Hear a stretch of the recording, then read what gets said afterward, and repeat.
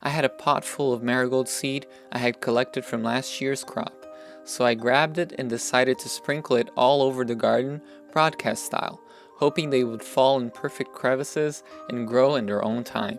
Sometimes it's good to let the forces of nature take the helm for a while.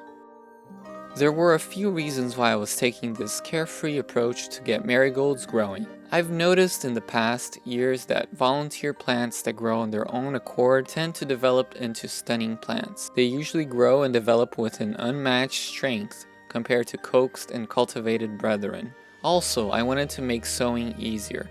And frankly, nothing is easier than spreading seeds willy-nilly, allowing the wind to do the hard work. Since I had seed to spare, this seemed like the perfect method to let them grow where they wanted. But this is a stark contrast with how I usually raise seeds. I tend to grow them in very controlled conditions and have had great results with that. That is what I did with zinnias this year, with seed I had saved myself. The zinnia seed I sowed, which is actually from the seed stock I saved, has sprouted in about 48 hours. It's incredible. So here I am having to transplant them into cups.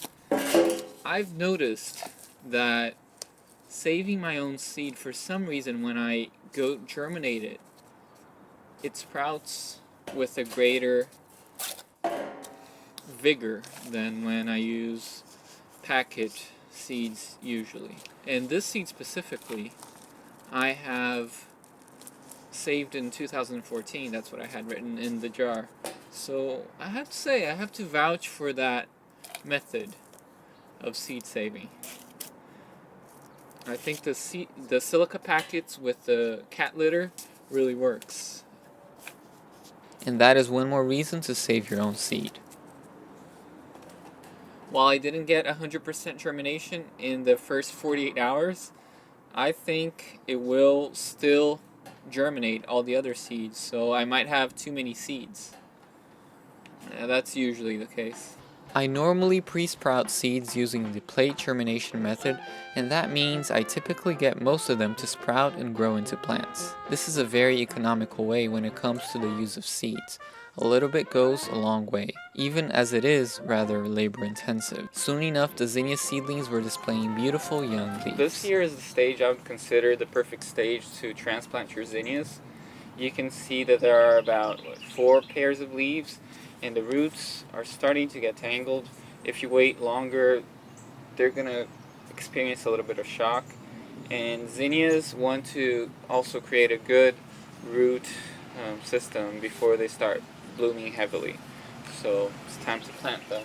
The way I was broadcasting the marigold seed haphazardly was a counterpoint to this more controlling method, but this method tends to give me more reliable results.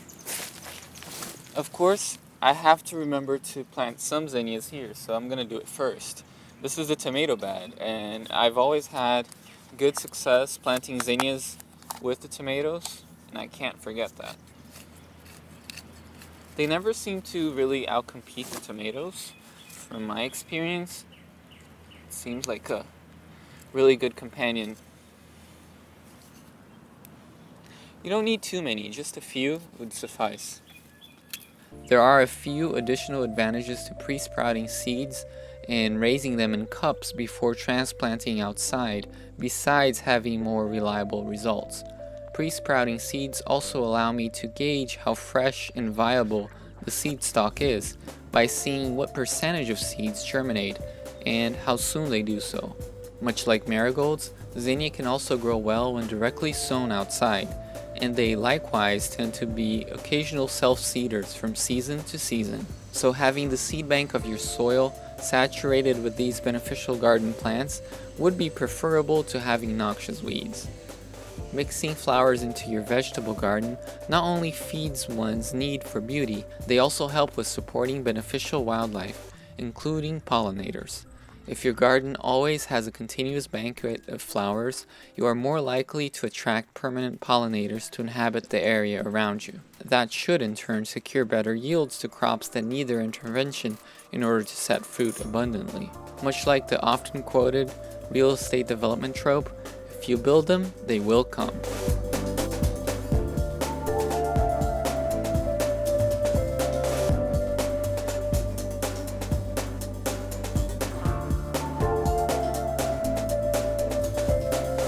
Think of it from the perspective of a bee. If you were interested in moving to a new place, you would surely first find out if there are ample grocery stores and other food options in the area. Most people in their right mind would not go live in a desert without easy access to supplies nearby. Likewise, a yearly festival with abundant food would not be sufficient to settling into a typically destitute place. Much in the same way, bees cannot settle in an area that only has a glut of flowers for one season and then nothing. They need a continuous supply of nectar and pollen available most of the growing season. In fact, commercial nut and fruit tree growers have to commission delivery of beehives by the truckload to their expansive orchards during flowering season to ensure pollination. This is because there are not enough native pollinators in an area dominated by a monoculture. In a mixed, diverse system, renting pollinators would not be needed because they would naturally take up residence if a year-round rotation of flowers is provided. That is why I like to plant flowers throughout the garden. Before I get too enthused and end up planting all my zinnias, I have to remember to separate some to plant later in that area where the oriental poppies are blooming at this point. It's a beautiful display. However, if I plant them now, they're not going to be able to outcompete that, and I do need to cut down all the foliage once they stop blooming because they get a little bit ugly. So I'll wait for that to happen, and I have to make sure to leave a few zinnias on the side for that. This flower bed that connects my front door to the street serves as a mini wildflower meadow. I try to keep a rotation of flowers blooming throughout the growing season, but I think one of the most majestic times is when the oriental poppies are blooming. Coming up in the next block, I share a bit of how the zinnias look as the season progresses, right after this commercial.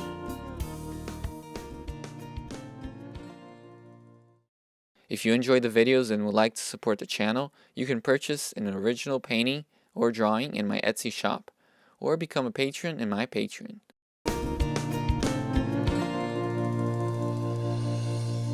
As always, I have a tendency to grow too many plant starts. That usually means I get to experiment on how close I can get things growing. So I grabbed my remaining zinnia starts and headed down to a spot in the garden that was a bit more bare. Well, truthfully, it wasn't bare, since I had planted tomatillo starts a few days prior. I've established that zinnias grow really well close to tomato plants, so it made sense to deduce that they would be good bedfellows of tomatillos, which are a relative of tomatoes. So I spread them around and hoped they would grow well together. While I do like to cram plants together like this, I would advise you space them out properly.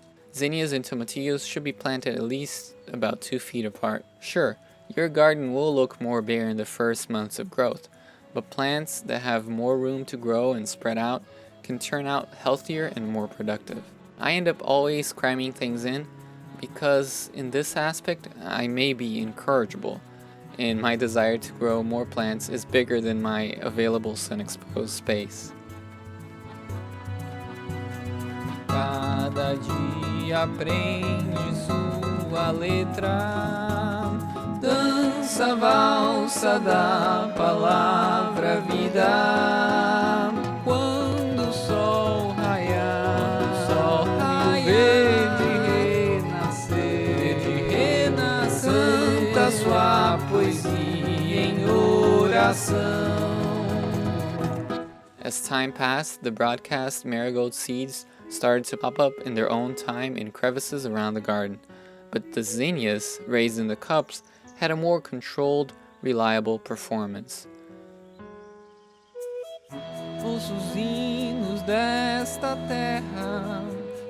There is something magical to having your garden polka-dotted by colorful blooms. As the season progressed, the tomatoes and tomatillos set out fruit as the zinnias tangled their way around them. Pega a estrada, sobe a serra, sua causa a selva. Luta pelo luto, Chico Mendes e seu lar. Cada dia aprende sua letra. My vegetable garden was packed to the inch, making the most of every solar ray that graced it. Quando o sol raiar,